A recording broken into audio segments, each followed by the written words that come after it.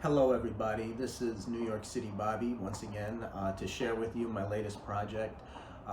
Flight Test has introduced the Tenet airplane, which to me looked absolutely fantastic on the videos.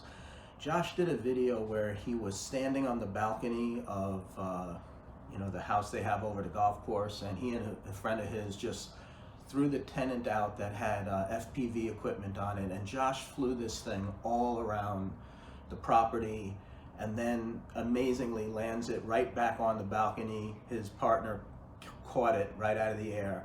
And to me, that video was so cool. When I was a kid, my brother and I dreamed of being able to do things like that. And of course, the technology didn't exist at the time. But the idea that you could throw this little airplane out there and it flew so beautifully on just rudder and elevator, I was thinking, I have to try making one of these Tenets. Now, the Tenet, most of the designs on Flight Test are publicly available. The Tenet's a little bit different the way it's constructed. It has a solid foam core, or not foam core, but foam fuselage. So I decided I would try to make it out of the regular Flight Test foam core.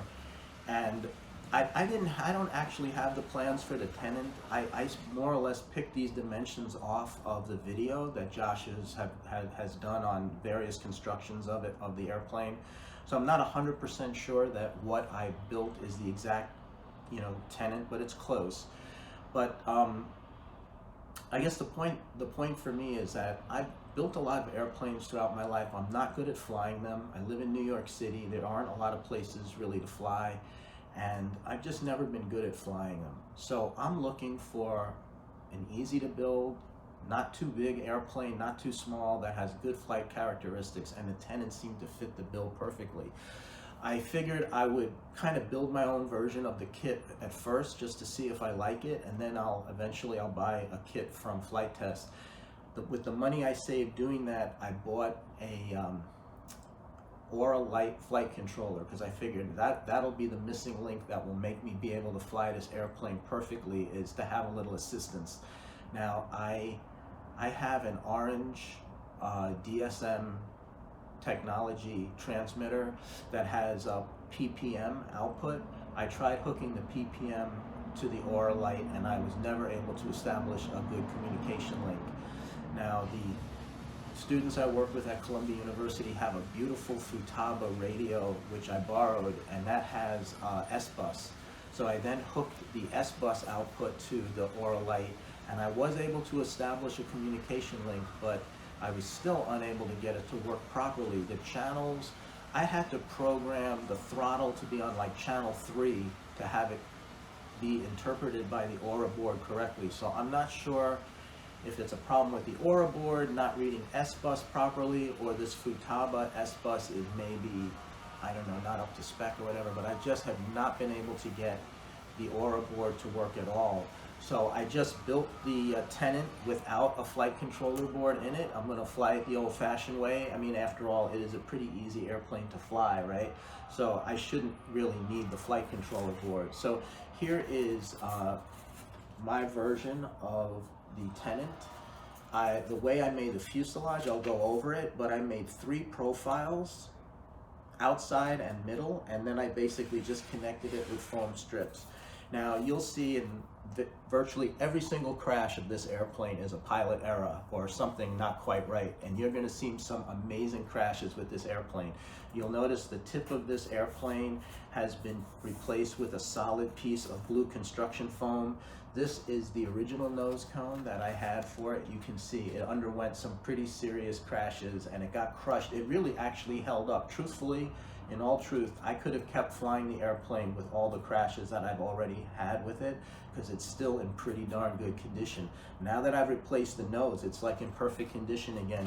You can see there's very little damage to this airplane. A little crunching of the foam at the wingtips, a little issues here where the rubber band attaches, and the tail feathers are in remarkably good condition, and just a little crinkling of foam here, and like I said, this thing has flown really well. when it flew properly. Now I'm flying it on a very it's not really that small a field, but given my poor flight skills and the fact that there were people there, I really wasn't able to fly it around in circles because I was just too scared I might hit somebody. So what I basically did was a bunch of little kind of touch and goes, and without going again. I basically, would throw it, do maybe a half circle around this field and land. And the plane has beautiful properties, and it is just such a nice size. I can just pick this thing up and carry it. And not only that, but it's just so durable. Okay, I mean, this thing is amazing. I'll share some of the construction techniques I used on this plane. I used coffee stirrers instead of the method that Josh shows, in which he uses a zip tie and kind of pulls it tight and sticks it in. I had a lot of issues with it coming out. I wasn't able to glue the zip tie into the foam. I also kind of, I don't know if I'd say pioneered, but I'm using this technique where I'm putting a thin layers of basically the kind of tissue paper you get in a box when you buy a shirt or something from a store. I'm using that kind of tissue paper with Elmer's glue to go over the coffee stirrer, and it really puts down a nice coat. I sanded the waterproof finish off of the flight test foam so the glue would adhere better. I also use that same technique on the wings. Instead of using packing tape, which I usually use, I decided I would use this technique of using the tissue paper and Elmer's glue. I think it's very strong. It'll definitely paint a lot better than packing tape. We all know how terrible it is to paint packing tape. So this airplane really has no packing tape on it at all, except maybe where the hinges were, because I felt like I needed a little extra strength on those hinges. But anyway, I'll share with you some footage and other things, but IO flight test a Tenet. I don't know if you're going to make the plans for the Tenet available, but if you do want to do that, if you want to make the wings and tail feathers available, this construction technique using the 3 profiles worked out very well. So you could still use the same technique. I also forgot how much easier it is when you have a RC airplane and you have the servos mounted on the outside and your speed controller is mounted on the outside, and this gap here just basically has your receiver and battery in it, and if I had the flight controller, it'd be in there too. This is so much nicer. I mean, it might not look as elegant as some of the RC planes that we like to fly, but I mean, this is so convenient. I might never go back. I just love this airplane. So just wanted to share that with the flight test community. New York City Bobby signing off. Okay, so here is my foam core or foam board version of the Tenet that Flight Test has designed. Now, as you can see, these dimensions and the geometry was all taken from really the videos that Josh created for the Tenet. These are all just sort of approximations. I'm not claiming any intellectual property here. This is all Josh and Flight Test. But basically, this is how the plane looks. The solid foam fuselage has been replaced. I'll show the construction method. It's been replaced though with a foam core construction method. And basically we're ready to maiden. We'll see how this goes. I'm using a very small battery. I have a couple of them.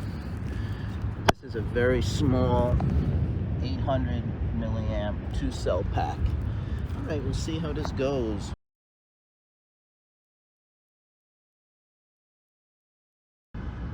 So just a little recap of this sort of test flight maiden.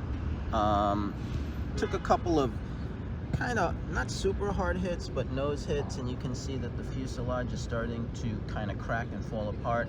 I should have taped it, just like Josh tells you to do with the other Tenet.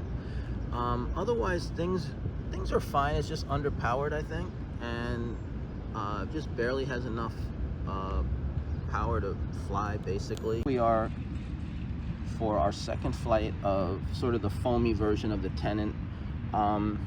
Interesting, I'm using a 3S battery now. I had to put it further back to get the CG right, so I have to move the receiver up. Now last night, I experienced some nose damage in the first test flight. I wrapped this nicely with electrical tape because I thought that might be the best tape to use, but look what happened. Maybe I didn't overlap the tape enough, but overnight, these pieces of tape were overlapped with each other and they all spread apart. I pulled the tape tight because I really wanted it tight, but look at that. So that, maybe I'll try rewrapping it with a bigger overlap, but maybe that's one reason for not using electrical tape, and it's pretty heavy too. All right, let's try a flight.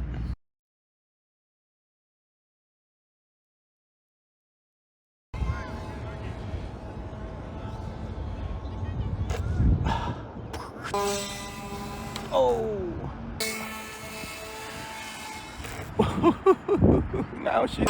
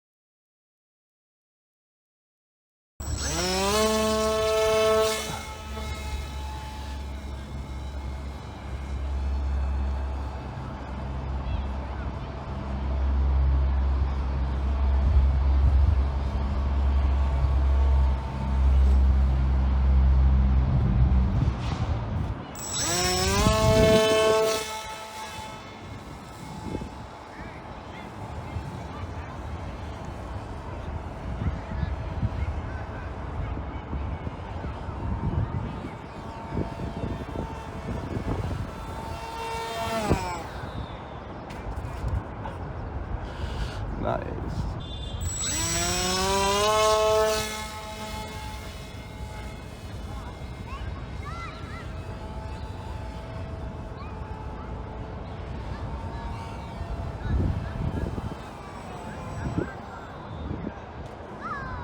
Nice.